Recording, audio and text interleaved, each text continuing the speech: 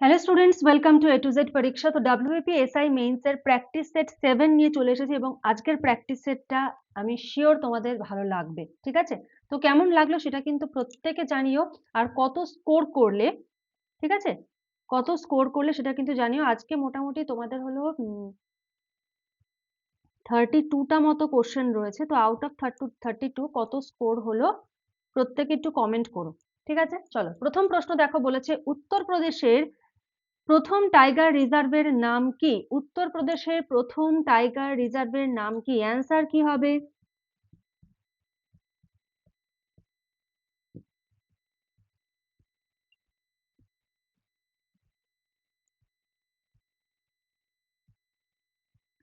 প্রত্যেকে কিন্তু প্রশ্নটা ধরে উত্তর লিখবে। আমি হয়তো শুধু উত্তরটা লিখে দিচ্ছি, তোমরা লিখবে উত্তরপ্রদেশের প্রথম টাইগার রিজার্ভের নাম হলো, তারপরে যেটা অ্যান্সার লিখবে সেটাকে এরকম ভাবে আন্ডারলাইন করে দেবে।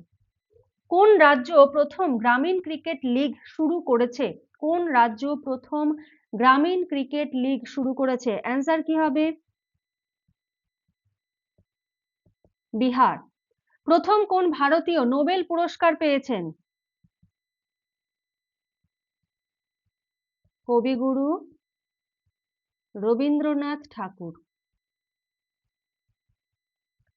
প্রথম ভারতীয় এয়ার মার্শাল কে ছিলেন?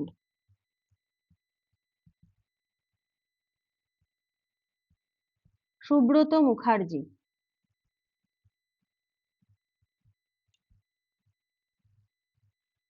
পরশুরাম কুম্ভ মেলা কোন রাজ্যে শুরু হয়েছে? পরশুরাম কুম্ভ মেলা কোন রাজ্যে শুরু হয়েছে? অ্যান্সার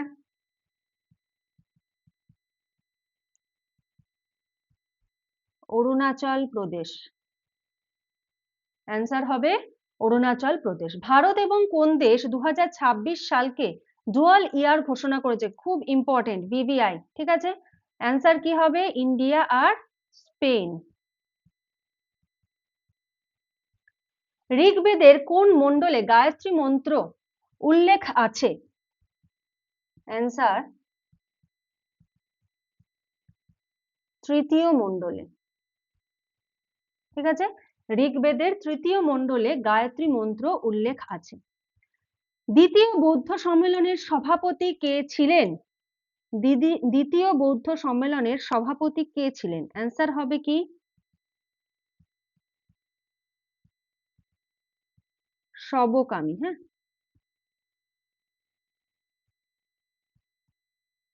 দ্বিতীয় বৌদ্ধ সম্মেলন কোথায় হয়েছিল? কেন দিয়েছি, কারণ যদি দ্বিতীয় বৌদ্ধ সম্মেলন দিয়ে প্রশ্ন দিয়ে দেয় আর কি, তো ওই জন্য এটা দিয়েছি তোমাদের। অ্যান্সার কি হবে? অ্যান্সার হবে হলো বৈশালী।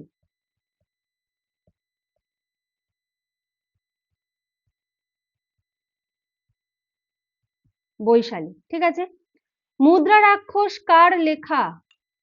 মুদ্রা রাক্ষস কার লেখা? বিশাখ দত্ত।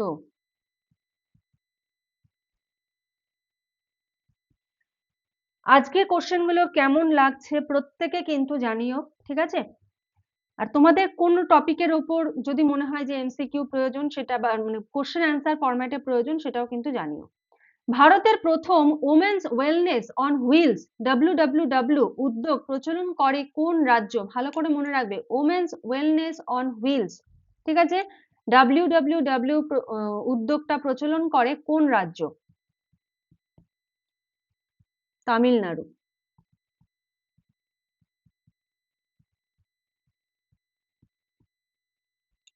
সিকিমের কোন দুটি ঐতিহ্যবাহী লেপচা বাদ্যযন্ত্র 2025 সালে ভারত সরকারের দ্বারা জিআই ট্যাগ পেয়েছে? ভিভিআই। Answer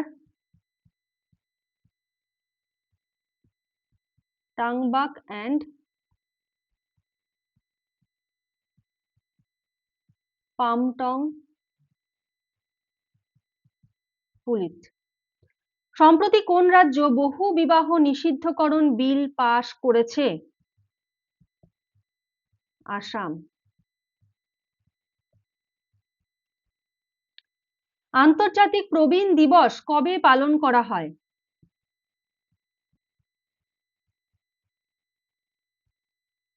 1 October. ঠিক আছে, সম্প্রতি UNESCO world network of biosphere রিজার্ভে অন্তর্ভুক্ত হলো কোন জায়গার, মানে কোথাকার কোল্ড ডেজার্ট বায়োস্ফিয়ার? ঠিক আছে, কোন জায়গার কোল্ড ডেজার্ট বায়োস্ফিয়ারটা ইউনেস্কোর ওয়ার্ল্ড নেটওয়ার্ক অফ বায়োস্ফিয়ার রিজার্ভে অন্তর্ভুক্ত হয়েছে? হিমাচল প্রদেশ।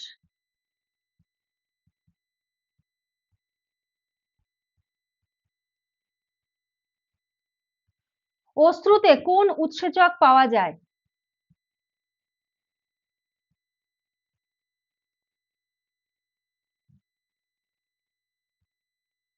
লাইসোজাইম। 1899 সালে কারা মিত্র মেলা প্রতিষ্ঠা করে? ঠিক আছে, এটা হলো সাভারকার ভ্রাতৃদ্বয়। ঠিক আছে, সাভারকার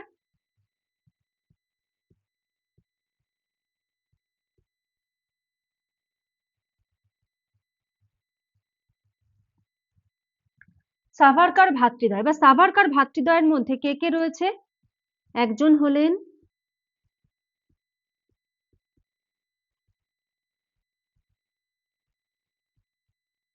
বিনায়ক সাভারকার,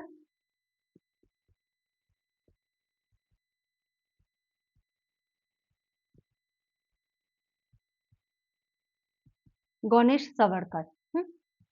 কোশ্চেন নাম্বার 18, দাক্ষিণাত্যের সর্বোচ্চ শৃঙ্গ কোনটি?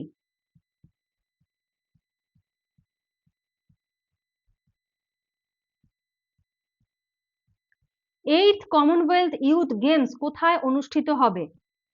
ভিভিআই।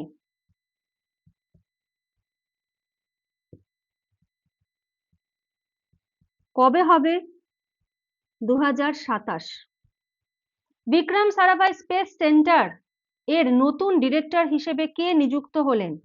বিক্রম সারাভাই স্পেস সেন্টারের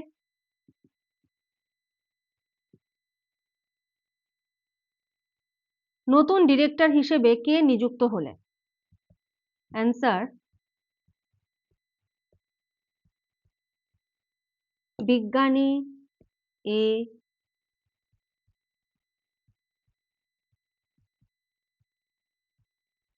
রাজা রাজন। ঠিক আছে, বিজ্ঞানী এ রাজা রাজন। আচ্ছা, এই কোশ্চেনটা হলো তোমাদের জন্য এইচডব্লিউ থাকছে। কি দেখো, প্রশ্নটা বলেছে ভারতের সবুজ বিপ্লবের জনক ডক্টর এম এস স্বামীনাথনের জন্ম শতবার্ষিকী উপলক্ষে 7ই আগস্টকে সাস্টেইনেবল এগ্রিকালচারাল ডে হিসেবে ঘোষণা করলো কোন রাজ্য? এটার অ্যান্সারটা তোমরা অবশ্যই কমেন্ট করবে যারা জানো, আর যারা জানো না এটার অ্যান্সার দেওয়া থাকবে হলো আমাদের এফবি পেজে। তো যারা এখনো আমাদের এফবি পেজটাকে ফলো করোনি অবশ্যই ফলো করে নিও, এখানে কিন্তু তোমরা হোমওয়ার্কের অ্যান্সার পেয়ে যাবে। ঠিক আছে, একদম সেট উল্লেখ করে দেওয়া থাকে যে কোন সেটের হোমওয়ার্কের অ্যান্সার, সেটা তোমরা এফবি পেজে পেয়ে যাবে। তো এফবি পেজটা ফলো করে নিও, আমাদের টেলিগ্রাম গ্রুপটাতেও কিন্তু জয়েন হয়ে যেও। আচ্ছা, এই গেল হলো তোমাদের 20টা প্রশ্ন থাকে 1 মার্কস করে। এবার আসে হলো 5x2। তার আগে একটু বলে নিই যে আমাদের কিন্তু এসআই মেইনস এর কিন্তু ব্যাচ চলছে এবং নিউ ইয়ার স্পেশাল কিন্তু ডিসকাউন্ট, লাস্ট ডেট 31 জানুয়ারি, একটা হিউজ অ্যামাউন্ট কিন্তু ডিসকাউন্ট দেওয়া হচ্ছে। তো যারা যারা জয়েন করতে চাইছো তোমরা স্ক্রিনে যে নাম্বার দেখতে পাচ্ছ সেই নাম্বারটায় যোগাযোগ করে নিতে পারো।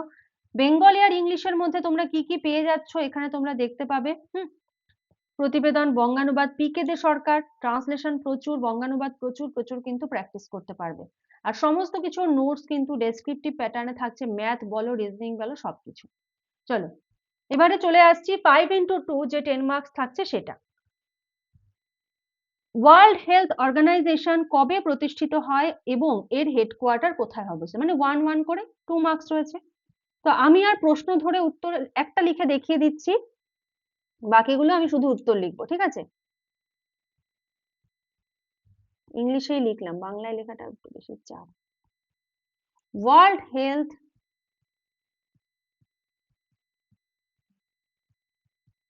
অর্গানাইজেশন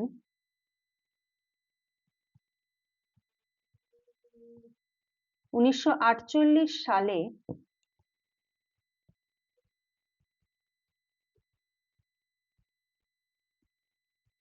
প্রতিষ্ঠিত হয়। ঠিক আছে, ওয়ার্ল্ড হেলথ অর্গানাইজেশন 1948 সালে প্রতিষ্ঠিত হয়।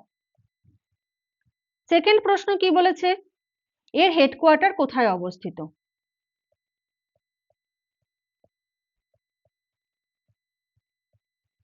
ওয়ার্ল্ড হেলথ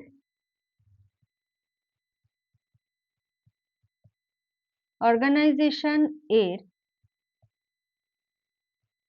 বা সদর দপ্তর আর কি, হেডকোয়ার্টার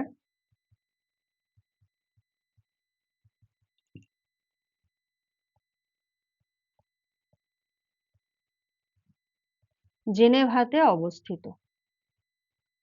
ঠিক পরীক্ষায় এরকম ভাবে কিন্তু খাতাটা রিপ্রেজেন্ট করবে এবং যেটা অ্যান্সার হবে সেটাকে এরকম ভাবে আন্ডারলাইন করে দেবে, যেন বোঝা যায়। ঠিক আছে, আমি সবগুলোর এরকম সেন্টেন্স ধরে লিখছি না, ভিডিও প্রচুর বড় হয়ে যাবে। আমি শুধু উত্তরগুলো লিখে দিচ্ছি, তোমরা কিন্তু অবশ্যই অবশ্যই পরীক্ষায় সেন্টেন্স ফরম্যাটে লিখবে।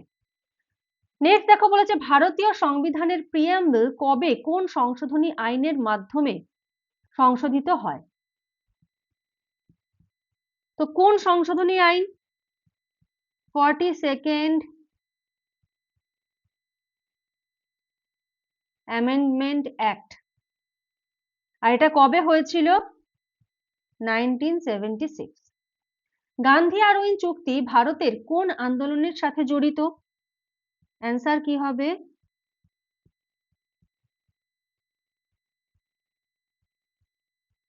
আইন অমান্য। এটি কত সালে হয়েছিল? 1931। সুরাট কিসের শহর হিসেবে বিখ্যাত? এটি কোন নদীর তীরে অবস্থিত? সুরাট কিসের শহর হিসেবে বিখ্যাত? হীরের শহর। আর এটা কোন নদীর তীরে রয়েছে? তাপ্তি। কোশ্চেন নাম্বার 5, এশিয়ান কবে প্রতিষ্ঠিত হয় এবং এর হেডকোয়ার্টার কোথায় অবস্থিত? এশিয়ান প্রতিষ্ঠিত হয় 1967 আর হেডকোয়ার্টার হলো জাকার্তা। এই প্রশ্নটা থাকছে তোমাদের জন্য এইচডব্লিউ, প্রথম কোন ভারতীয় জাতিসংঘের সাধারণ পরিষদের সভাপতি পদে নির্বাচিত হন? ঠিক আছে, অবশ্যই কিন্তু অ্যান্সারটা তোমরা কমেন্ট করবে আর অ্যান্সারটা প্রোভাইড করা থাকবে আমাদের এফবি পেজে। ঠিক আছে, তো যারা যারা ফলো করনি ফলো করে নিও। আর আমাদের যে ব্যাচ চলছে, এই ব্যাচে যদি জয়েন করতে চাও 31 জানুয়ারি পর্যন্ত কিন্তু ডিসকাউন্ট চলছে, তারপরে আবার কিন্তু আগের ফিজই চলে আসবে। তো যারা যারা ডিটেলস জানতে চাইছো, স্ক্রিনে দেওয়া নাম্বারটায় যোগাযোগ করো, করে সমস্ত ডিটেলস কিন্তু তোমরা জেনে নিতে পারো। তো চলো আজকের মতো শেষ করছি, নেক্সট ক্লাসে আবার দেখা হবে, কথা হবে। আজকের মতো এইটুকুই। Thank you.